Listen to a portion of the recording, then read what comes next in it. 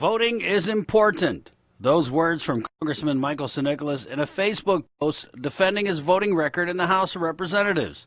National media reports calling out our delegate for missing more than half the votes he's eligible for.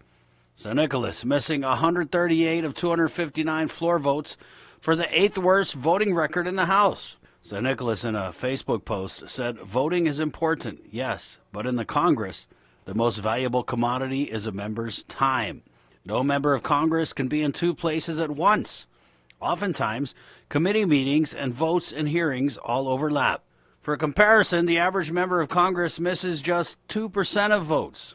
CNMI delegate Khalili Sablan, who has spent 5 terms in Congress, has missed just 18% of votes during 10 years on the Hill. San Nicolas, in his Facebook post, said while other Congress members are in session or voting, he uses that time to meet with administration officials. During votes, one thing is certain. That is the absolute best time to get undivided attention from administration officials, the congressman posted. San Nicolas also used the opportunity to blame the governor for his missing votes. Quote, "Other votes are at times lost when we make our way to Guam to address local concerns that have federal impacts. The recent meeting with the governor to attempt a focus on H.R. 1365 and discourage the distraction of Local Bill 181 is an example," San Nicolas wrote. While the delegate said he missed votes to secure support for H.R. 1365, according to Congressional Performance Tracking website GovTrack, San Nicolas missed 26 of 53 votes after 1365 passed the House. Meanwhile, San Nicolas was one of 2 House Democrats under investigation by the House Ethics Committee for allegedly having sexual relationships with staff. However, Democrat Rep. Katie Hill announced she was resigning from Congress. An email sent to Delegate San Nicolas asking if he would be resigning amid the House ethics probe was not responded to. For Guam's News Network, Chris Barnett reports. We did ask former Congressman Robert Underwood if voting in Congress actually matters, as he had 9 of his bills become federal law during his tenure in Congress, the most of any local delegate. "Voting is your attendance card," he said. "This high level of absenteeism calls for intervention." And again, Congressman Dr. Robert Underwood. Elsewhere tonight, it is now a waiting game to see if the Supreme Court will grant an extension for Guam to file an appeal of the Ninth Circuit Court's July decision in the Dave Davis case. Although the Guam missed the deadline to file for one, attorney Mike Phillips filed for the extension today. He was appointed by the governor after the deadline passed, and in his request to the High Court, Phillips writes that neither the governor nor he was aware of the past deadline by the time the governor finalized her decision and asked him to represent the island. Phillips argued conflicts exist between the 6th and 9th Circuits with regard to their interpretation of the 15th Amendment. The 6th Circuit held that the Constitution protects an individual's right to vote during an election, not the right to register to vote prior to an election. Davis filed his complaint based on the fact that he was not able to register for Guam's plebiscite because he was not a native inhabitant of Guam. Phillips argues the prejudice to Guam by not being able to petition the Supreme Court is enormous. The Ninth Circuit Davis ruling not only conflicts with the 6th Circuit's view and holding regarding the 15th Amendment, but it also cripples any federal or local attempt to resolve the political status of Guam's native inhabitants through GovGuam. Speaking of legal matters, AG Levin Camacho was joined in the recent settlement talks in the multi-state Purdue pharmaceutical case involving the drug OxyContin. The award is valued upwards of $3 billion, of which Guam receives a portion. The AG's office is also involved in a separate settlement discussion about opioids produced by other pharmaceutical companies. A $48 billion settlement discussion is ongoing against drug manufacturers and distributors. This past August, the Office of the Attorney General sued Purdue Pharma for designing, financing, and waging an aggressive marketing campaign with which to mislead prescribers, patients, and the public into believing their opioids were safe to treat pain on a long-term basis. Camacho says, quote, "It's important for Guam to be part of the settlement conversation, securing every dollar we can to support the island's fight against our drug problem." Well, arrests have been made for the murder of Yap State AG Rachel Bergeron, as a statement from Governor Henry Fallon's office says they're withholding the names of the individuals arrested. The next stage will be the court proceedings as the state moves forward in the final stage of conviction by way of a press release. Bergeron was shot dead outside her home in Yap on Monday the 14th. Her colleague, Konstantin Yobelau, described her as hardworking, an advocate for human rights, and a fighter for individuals and communities in Yap for a long time. She served as assistant AG in Yap starting in 2015 and was promoted to acting AG this January. The governor expressed his gratitude and thanks to the Joint Investigation Team of the Yap State Police. The FBI is also assisting with the investigation. In Guam news, a Chamorro lawyer has been appointed as a judge to the Santa Clara, California Superior Court. 51-year-old former Guam resident Johnny Gogo was one of 11 new statewide appointees announced Saturday by Governor Gavin Newsom. Nestor Lecanto reports. Gogo has been a deputy district attorney at the Santa Clara County District Attorney's Office since 2001. He says he's very grateful for the judicial appointment, which is still sinking in. So personally, it's a huge accomplishment. Second, obviously, being Chamorro is an honor to be, again, representing our community of Guam on the California bench. He says there are two other Chamorro judges in California that he knows of, the recently retired Judge Ronald Kitachai and Judge Jacqueline Arroyo, who's still on the bench. Since moving to the San Francisco Bay Area, he's been recognized for many community outreach programs, including helping to remove over 4,000 unwanted firearms and a donation drive in which more than 2,000 unused cell phones were given to victims in domestic violence shelters. Here in Santa Clara County, we actually have a fantastic community outreach program that I was involved with as an attorney, and now I'll continue to be part of as a member of the bench. And I think lastly, obviously, again, my Chamorro heritage will help me continue to help inspire the younger generation of Chamorros who are interested in pursuing a career in law and ultimately building upon that career in law and applying to the bench. He's the son of Jesus Crisostomo Gogo of Sinahanya and Remedios Didasco Cepeda of Barragata. His military father retired in the States, and Gogo went on to earn his law degree from the Thomas Jefferson School of Law in San Diego. He was offered his first job at the Guam Attorney General's office, where he worked from 1997 to 1999 and was also an associate with the former local law firm Calvo & Clark from 2000 to 2001. For Guam's News Network, I'm Nestor Lecanto.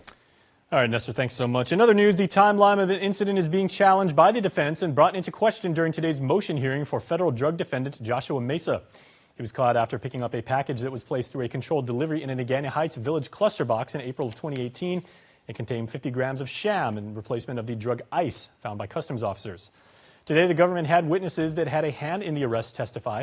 U.S. Postal Inspector Richard Tracy explained the process of profiling packages, saying that if narcotics are found, officials utilize a tracking warrant. On April 20th, the drugs were identified, and then 5 days later, the package was allegedly received by Mesa.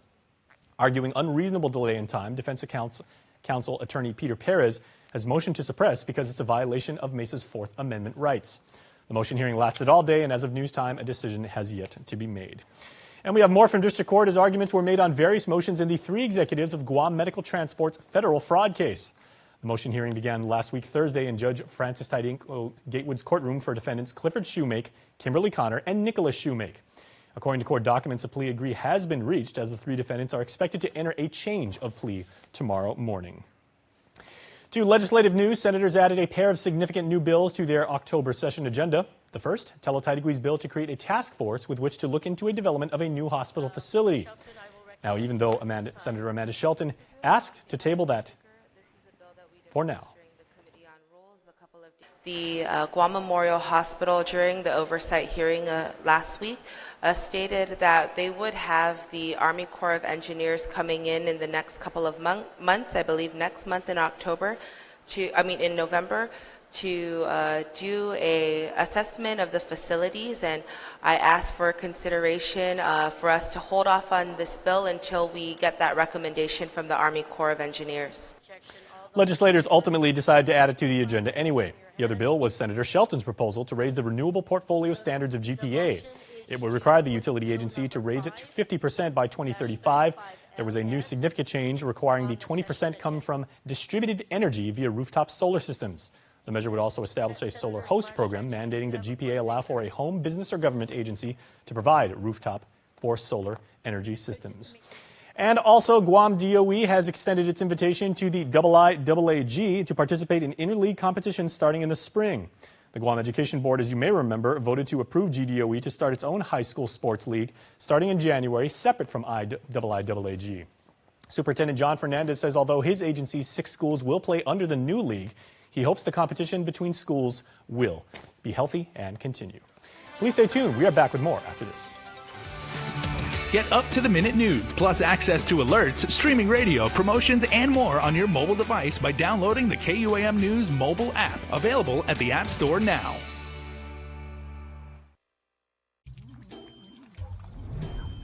Yo, Jay, you sure you want to be washing your car right now, man? Not now, Kev. I'm watching Betsy. And she has to be spotless, bro. Clouds are coming in fast. It looks fine to me. Look again. It looks fine, Kevin. It looks fine.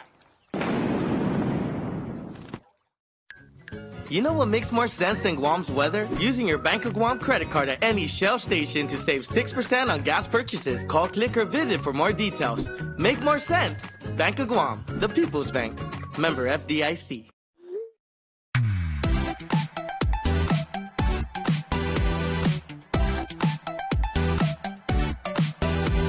Half the day, I'm in the club.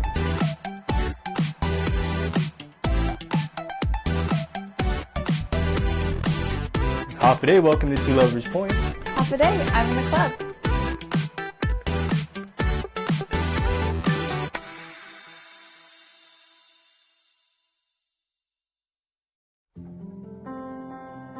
Matson is in this community. We've been in this community for decades. We're going to be in this community for decades to come. Things will get busy, things will get quiet, but we're going to be here. We're your hometown carrier. And that matters to us. Reliability is the core of our business. We take pride in ensuring that we arrive in Guam on time as scheduled. It's our local employees who understand the market, who understand the business, and provide that hard work for you each and every day. When we hold ourselves to high standards, our customers also hold us to high standards. We establish good business relationships that turn into friendships. That's why it's so important to be here and be trusted by your customers. We want you to trust Matson like your friend, like your family.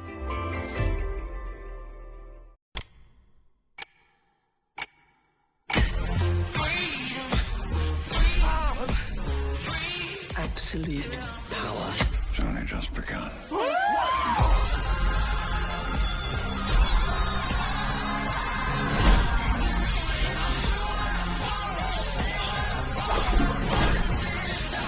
I guess we have ourselves a reckoning.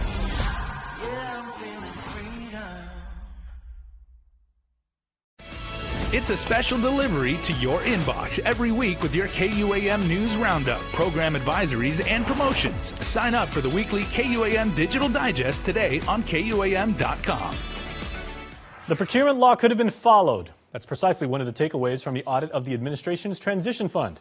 Once again, here's Chris Barnett. The audit of the Leon Guerrero Tenorio administration's transition fund is in.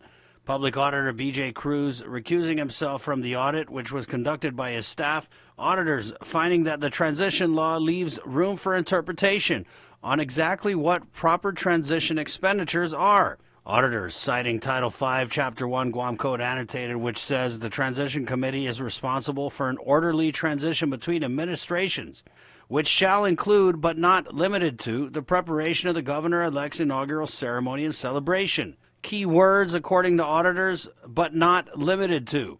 They say those words in the law mean all expenditures of the transition fund were, quote, technically allowed by law. But auditors also said, quote, more guidance is needed in the law to determine appropriateness and necessity of transition-related expenditures. Auditors also found the law doesn't specifically state that the transition fund is subject to Guam procurement law.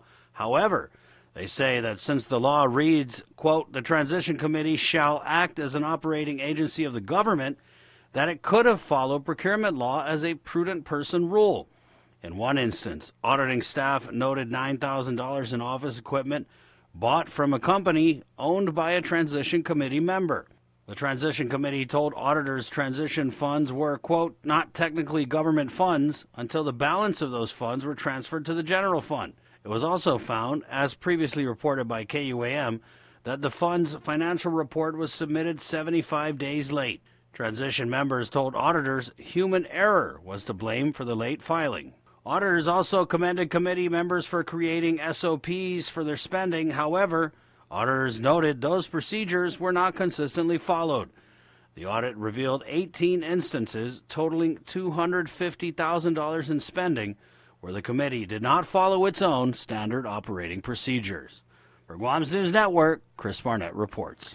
Elsewhere tonight, a heads up for all of you expecting a tax refund as Reventax will mail 470 such refunds this week to the tune of about $1.2 million. These repay government debts for error-free returns filed on or before May 4th. So we are up to May 4th now, FYI. In other news tonight, 23-year-old Armstrong Elias told police, quote, "I punched and bat this guy because he was crazy." Court documents state on the 24th, around 10 p.m., police responded to a report of a drunken man who got into a car in Dedido. When police found him, they found him sitting by a truck with injuries and a cut on his head. Elias allegedly hit the man because he was upset that he would not get out of the truck. A witness told police he struck the victim in the head with a bat handle. Elias allegedly smelled of alcohol and had slurred speech. He became upset when he saw police speaking with his relatives. He's accused of refusing to listen to police and kept mouthing off, stating, quote, "You think having a badge, you can do anything," quote. Elias was charged with disorderly conduct, assault, and aggravated assault. Elsewhere, 25-year-old Timothy Gay has been arrested for robbing the Lucky Land game room up in Dedido. He told police he robbed the place because he needed money to take care of his family. On October the 8th, Gay allegedly scaled the wall of the attendance box and once inside, hit the attendant multiple times and fled with hundreds in cash. Officers retrieved the surveillance video and from their investigation identified him. He told police he was sorry and wanted to fix things. He was charged with robbery, assault, and theft. Well, a traffic pullover elsewhere on the island led to the discovery of drugs and sent 37-year-old Matthew Brown behind bars. Police pulled him overnight on Thursday along Quezon Street, also in Dedido. And when police conducted a pat-down, they found a syringe. They also found a clear plastic baggie containing a crystal substance on the passenger seat, testing positive for meth. When police found the baggie, he allegedly told them, quote, "There it is. I was looking for that. Man, I messed my truck up looking for that." Brown was charged with drug possession as a third-degree felony. Elsewhere, 35-year-old Sang-hyung Park has been accused of leaving his 4-year-old child in a car at the Kmart parking lot. Police responded to a report of an unattended child on Friday just before 11 p.m. with the child appearing to be sleeping and not waking up. About 10 minutes later, Park returned to his car with the child appearing to be okay. Park claimed to have been waiting for his wife's flight to arrive at 2 a.m. He was charged with leaving a child unattended in a motor vehicle. Elsewhere, it will be the new home base for training the local workforce in the construction trades. The Trades Academy broke ceremonial ground on its new facilities in Tijan. The more than $5.5 million renovation of 2 warehouses provide about 10,000 square feet of office and classroom space. For longtime education director Dr. Bert Johnson, it's a dream come true. Everybody keeps talking about the number of H2 workers we have on this island, roughly about 1,000. Nobody's talking about the 5,800 local people that are here on this island that are skilled and in the construction industry. We're demand-based. As long as there's demand for classes, we will continue to offer those classes. We've run about 3,500 people through at least one of our classes, and we're expanding. The GCA has about 170 students, but they've outgrown their current 5-classroom facility. The new one has 3 times as many as expands to 16 classrooms. Projection completion is expected by the second or third quarter of next year. And also, you want to join I-94 along with Lagunitas Brewing Company, Blue Moon, Coca-Cola, Foremost, and IT&E for food trucks serving up Guam's best eats along with ghoulish music, family fun, activities, and a beer garden. There'll be trick-or-treating for the kids as well as an interactive Instagram scavenger hunt where you can win some free prizes. Trick-or-treat at this one-of-a-kind Halloween event at Skinner Plaza in the heart of Agana. Check all our social media accounts at KUAM News for all the details. Please stay tuned. We are back right after this.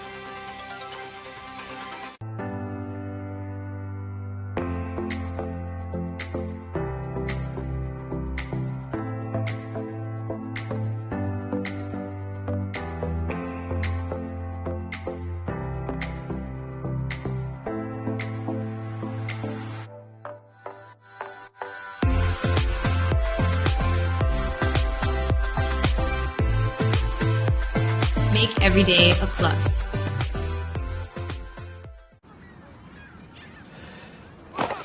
Summertime, summertime, summertime, summertime, summertime, summertime, summertime,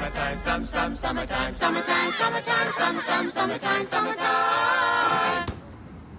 We'll go swimming every day. No time to work, just time to play. If your folks complain, just say it's summertime.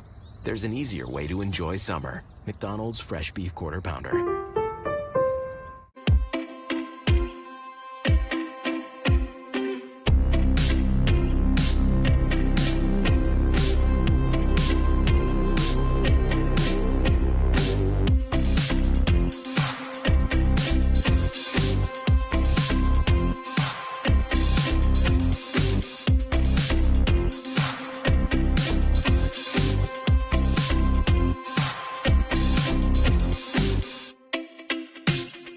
KUAM Sports is presented by Triple J.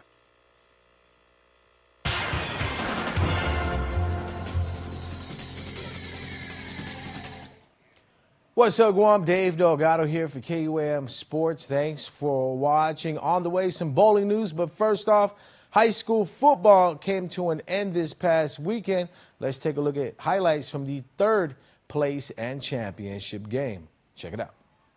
Guam High playing host to the Simon Sanchez Sharks for this year's high school football third place trophy. The last meeting between the two teams went in favor of the Panthers on homecoming night. Sanchez struck first off the quarterback keeper up the middle by Jayton Penaflor. The Sharks defense closed shop on Guam High, not allowing a score in the first half. Punt attempt here by Trayvon Jacobs goes deep into Sanchez's territory. Erjan Sanchez picks up the ball and weaves his way through the Panthers' return team, breaking tackles and picking up blocks along the way.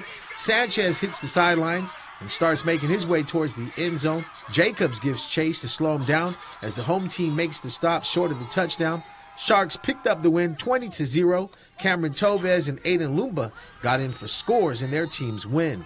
This year's title game went down as an instant classic, FD riding that 47-game win streak, and winners of 4 straight IIAAG high school football championships. GW looking to play spoilers, had their defense clicking early. All-Island offensive MVP Kian Artero held in check for most of the game. The Maroon and Gold also had some great plays on defense, not allowing the Geckos to get their offense rolling. The big play for the Friars was on defense when cornerback Keikoa Gamboa jumped the route and picked off GW quarterback Enrique Macias, taking the interception to the 2-yard line. Kian Artero punched it in for the only touchdown of the game, while teammate Bobby Haddock kicked through the point-after attempt for the 7-0 lead. The Geckos had one last shot at tying the game, but fell short as the Friars' defense was able to hold for the 7-0 win and the team's 5th consecutive title. It feels really good to be champions again. We came out to this game knowing we were expecting them to come out hard, and they did. And we remember that we were playing for Mr. Roth, Xavier, and Mr. Thompson, and that was what made us push harder. Big round of applause for our defense. They really held the house for us, and they really got that interception that made us go all the way to the red zone and get that touchdown for ourselves. We got to really hand it to them. Definitely our defense. We really work so hard at practice every day, and we really pride ourselves on our defense and how we're able to give the offense another chance, and we're just able to fall back on our defense. I am so proud of our boys. The coaching staff and I, we worked hard getting these boys focused, getting them disciplined, and they did all the work. From the start of the season to right now, they did all the work. We just came out and taught football. They bled, they sweat, and they cried.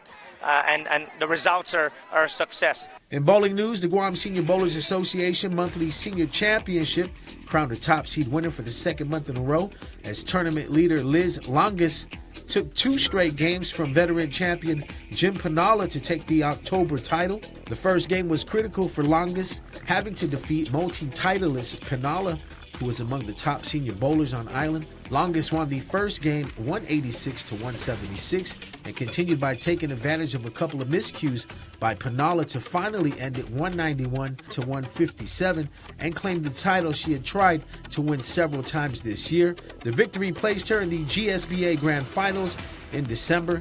The next and final monthly tournament will be held on Sunday, November 24th at 10 in the morning at the Central Lanes Bowling Center.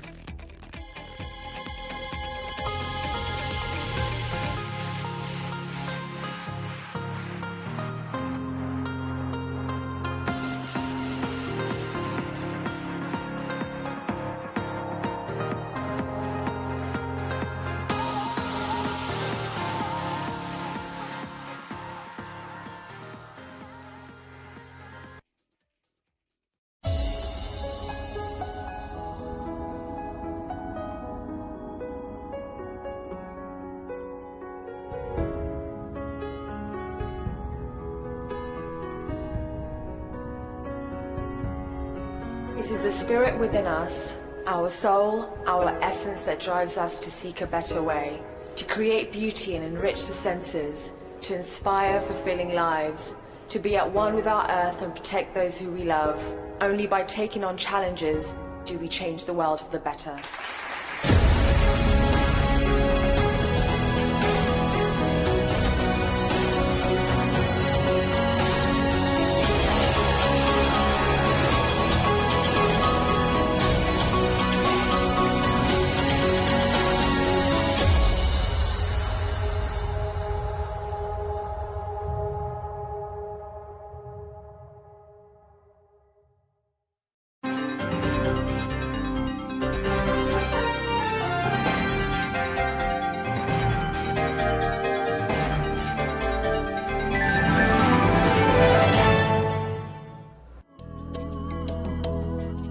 Smiling is a natural response to joy, happiness, and excitement. Your smile reveals a lot about who you are. A healthy, beautiful smile can brighten your appearance and be an invitation to conversation and friendship. It is often one of the first things people notice about you. Now, thanks to the advancements in dentistry, you can have the smile you have always wanted, giving you an improved smile that looks and feels great. My silver fillings that I have, they're getting older in my mouth and I need to replace them. So I've started to do that and I've replaced them with the white fillings and I've had really great success with that. It looks good, they feel natural, and it kind of goes hand in hand with the bleaching. I want a white look all around my mouth.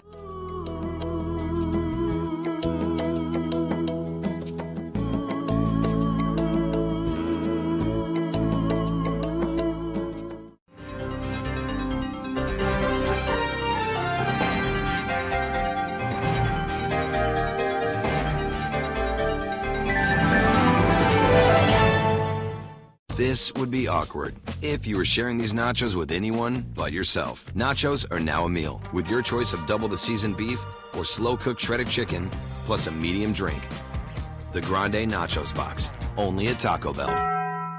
The KUAM Podcast Network is on demand and available anytime for you to get your fill of the hottest topics from Teen KUAM. These types of things are happening. From news. He has been in and out of jail since 2012. To pop culture. There's a bunch of people even saying now this is the greatest movie of all time. That's crazy. Health and nutrition. We're putting all these chemicals into our body, all these preservatives, and down the line we have health issues. Food. I'm very passionate about really good food. Nostalgic playlists and everything in between. This guy has worked with Justin Bieber, DJ Khaled, Chance the Rapper. The amount of fangirling right now that's happening inside this body is crazy. So listen up whenever and wherever and subscribe and follow us today on SoundCloud, on Apple Podcasts, and on Spotify or your favorite podcast platform.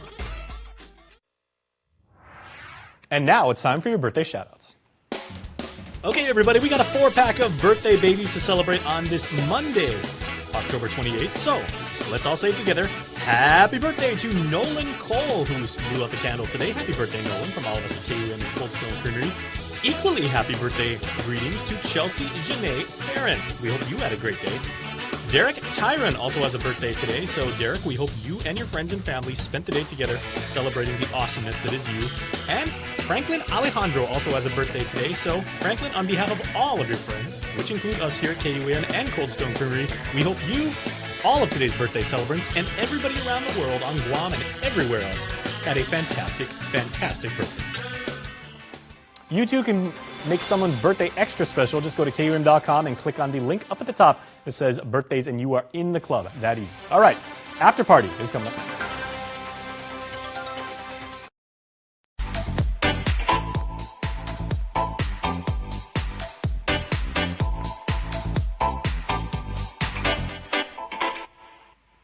Good evening, Guam, and welcome to the After Party.